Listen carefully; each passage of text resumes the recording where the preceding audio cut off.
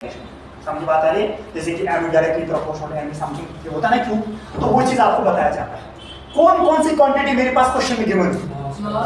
मास है, वेलोसिटी है, डेंसिटी है and acceleration due to gravity. Very good, एक चीज तो आपने समझ लिया कि मेरे पास ये। अब मुझे बोलो कि लेफ्ट हैंड साइड में क्या रखूं और राइट हैंड साइड में क्या क्या रखूं? मास रखूंगा राइट हैंड साइड में कि लेफ्ट हैंड साइड में? लेफ्ट साइड में। क्यों? क्योंकि मुझे बोल रहा है कि मास को, मुझे बता रहा क्वेश्चन में mass varies with the velocity, वही बोल रहा है। तो मैं लिखूंगा m is directly proportional to velocity. पहला कौन लिखा है इसने? वेलोसिटी, वही बोल रहा है। तो मैं लिखूंगा velocity. m is directly proportional to क्या दूसरा बोल रहा है? Density. m is directly proportional to what?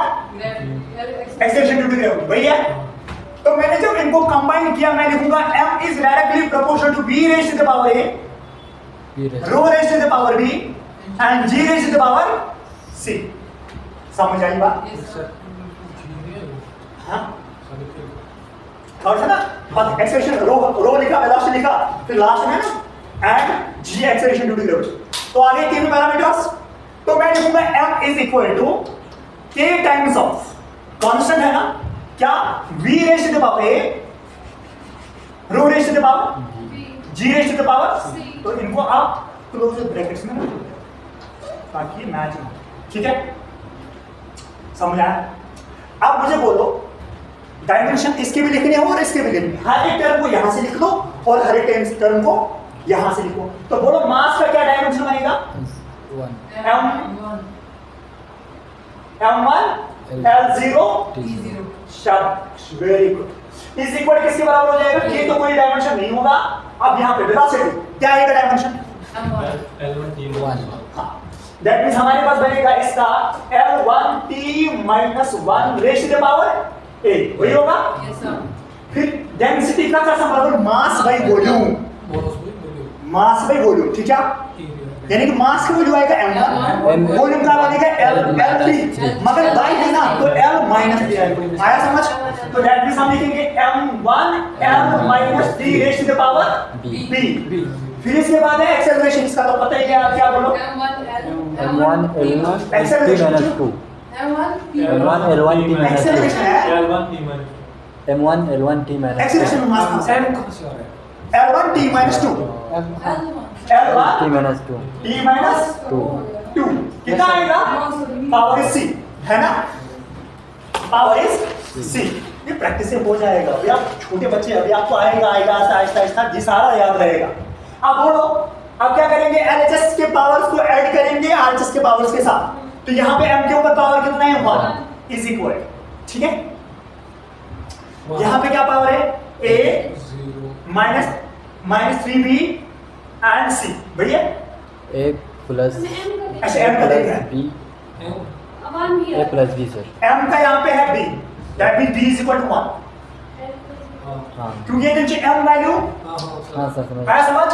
यहाँ पे सिर्फ m है और कोई टर्म, इसमें कोई टर्म m की नहीं, यहाँ पे एक टर्म है उसका पावर है b, तो दैट मींस हमारे पास b इज इक्वल टू 1। समझ आया? समझ आया?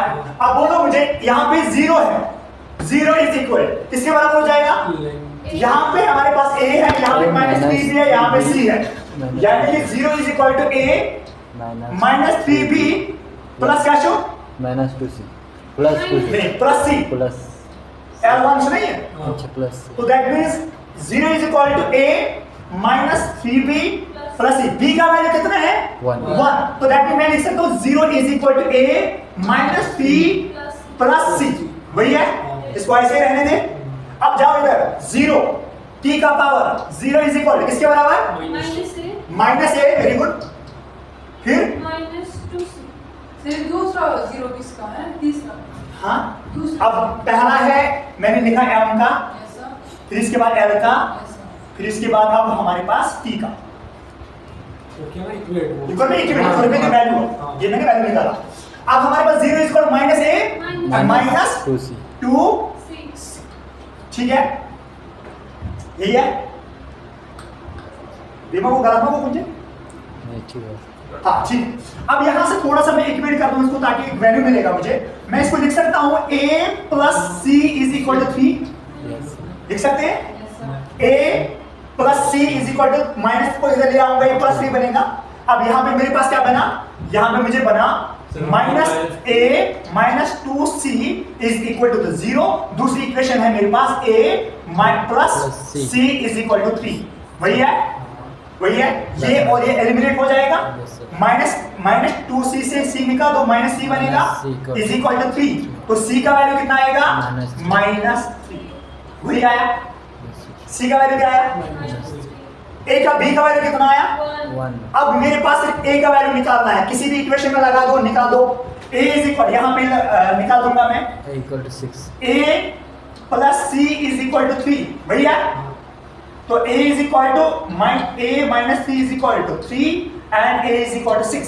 वही होगा। Yes sir. अब मुझे बोलो कि ये a किसका पावर है इस जनरल फार्मूला में, v का। तो m किसके साथ रिलेट कर रहा है, v raise to the power 6 के साथ। तो यही बोल रहा था आपको, m varies with v raise to the power 6। अब पहले आराम से लिख लो, फिर इसके बाद समझा। हाँ